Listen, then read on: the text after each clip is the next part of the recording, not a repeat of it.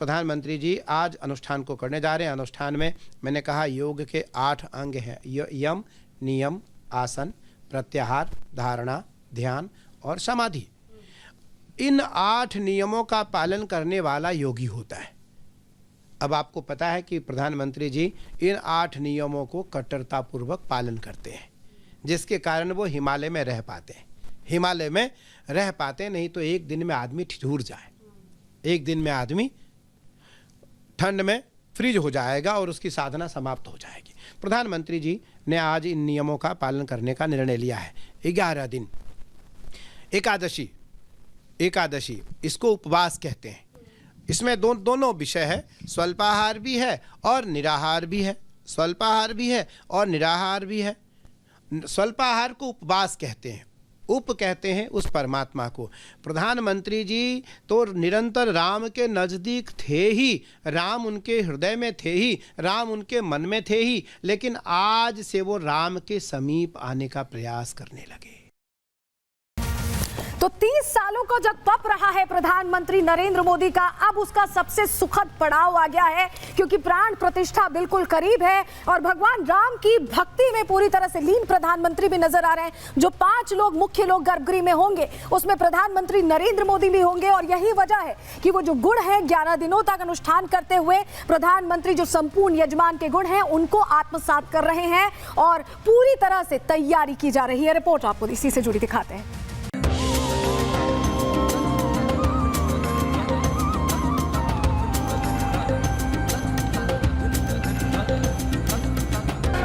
जून 1989 में हिमाचल प्रदेश के पालमपुर में हुए अधिवेशन में बीजेपी ने प्रस्ताव पारित कर अयोध्या में राम मंदिर बनाने का संकल्प लिया।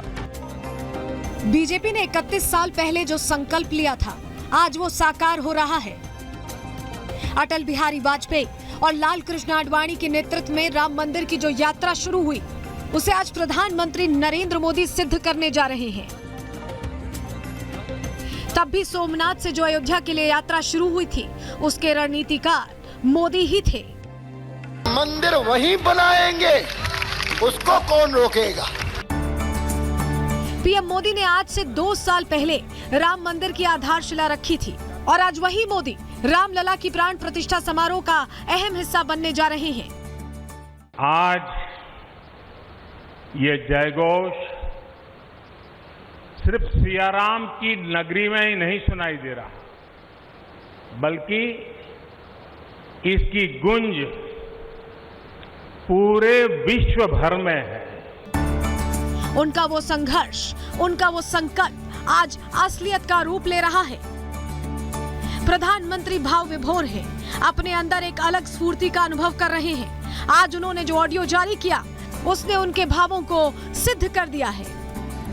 प्राण प्रतिष्ठा की मंगल घड़ी, चराचर सृष्टि का वो चैतन्य पल, आध्यात्मिक अनुभूति का वो अवसर, गर्भगृह में उस पल क्या कुछ नहीं होगा। प्रधानमंत्री नरेंद्र मोदी के मुख से निकले ये शब्द बता रहे हैं कि इस वक्त वो रामलला की प्राण प्रतिष्ठा को लेकर किस तरह की अनुभूति कर रहे हैं। 22 जनवरी को वो उन 5 यजमानों में एक होंगे जो गर्भगृह में मौजूद रहेंगे, भगवान को दर्पण दिखाएंगे, प्रभु को काजल लगाने के साक्षी बनेंगे, आराध्य को उनके सिंहासन पर बिराजेंगे। नवकंज लोचन कंज मुख कर कंज पद कंजारुणम। प्रधानमंत्री नरेंद्र मोदी जानते हैं कि प्राण प्रतिष्ठा की ये प्रक्रिया कितनी पवित्र है। एक दिन आएंगे, लेकिन उनका जो संबंध जुड़ा है वो 11 दिन का, जब तक ये अनुष्ठान पूरा नहीं होगा तब तक के लिए।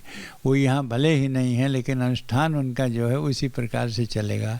वे एक अद्भुत शासक प्रशासक तो हैं, पर एक विलक्षण उपासक भी है। माननीय प्रधानमंत्री जी के द्वारा जो अनुष्ठान आज से आरंभ हो रहा है उसी से प्रेरणा लेकर सनातन जगत में भी अनेक अनुष्ठान आरंभ हो रहे हैं, मंदिरों में, मठों में, तीर्थ तटों पर और सभी जगह। आज इस पल के लिए भारत के ऊर्जावान, यशस्वी, तपस्वी प्रधानमंत्री जी ने कहा है कि वे 11 दिन के अनुष्ठान के लिए उतर रहे हैं।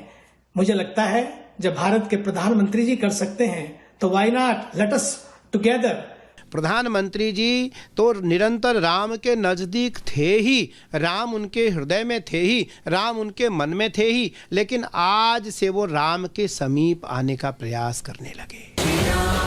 राम लला बसाने वाले हैं। दुनिया भर में फैले राम भक्तों के लिए बेहद पवित्र अवसर है। हर तरफ श्री राम की भक्ति का अद्भुत वातावरण है। चारों तरफ राम नाम की धूम है। राम भजनों की अद्भुत सौंदर्य माधुरी है। हर किसी को इंतजार है 22 जनवरी का, उस ऐतिहासिक पवित्र पल का। ऐसे में पीएम मोदी के 11 दिवसीय संकल्प ने इस समारोह की सुंदरता में 4 चांद लगा दिए हैं। Bureau report, Republic Bharat.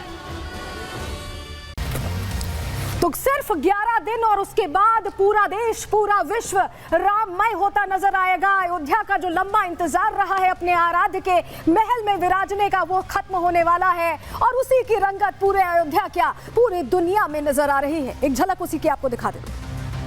Ramchandra कृपाल भजो मन, हरण भव भय दारुणम, नवकंज लोचन कंज मुख कर, कंज पद कंजारुणम, कंदर्प अगणित अमित छवि नव, नील नीरद सुंदरम, आजु मिथिला नगरिया निहाल सखिया, चारों दुल्हा में बड़का कमाल सखिया, चारों दुल्हा में बड़का कमाल सखिया, शीशमणि मोरिया कुंडल सोहे कनमा, कारी कारी कज रारी जुलमी नयनमा, कारी कारी कज रारी जुलमी नयनमा, लाल लाल चंदन सोहे भाल सखिया, उनकर लाल लाल चंदन सोहे भाल सखिया, चारों दुल्हा में बड़का कमाल सखिया, चारों दुल्हा में बड़का कमाल सखिया। तो क्या छोटे क्या बड़े, हर कोई राम सरकार के पधारने का इंतजार कर रहा है और उसी तरह उत्साहित नजर आ रहा है। तस्वीरें जरा आपको दिखा देते हैं। ये 2 तस्वीरें जो आप देख रहे हैं, देखिए साइकिल से अयोध्या का सफर ये बालक कर रहा है और सबको बताते हुए कि राम जी का जो इंतजार है वो खत्म हो रहा है। उनके आगमन से पहले ये तैयारी है वहां पहुंचने की। और दूसरी तस्वीर देखिए, पूजित अक्षतों का वितरण चल रहा है और एक तरह से बताया जा रहा है अक्षत देते हुए कि भगवान राम सरकार पधारने वाले हैं। ये वो उत्साह है जो छोटे से लेकर बड़े हर किसी में दिखाई दे रहा है। और एक और तस्वीर आपको सुनवा देते, एक छोटे से बच्चे की राम आराधना देखिए पहले।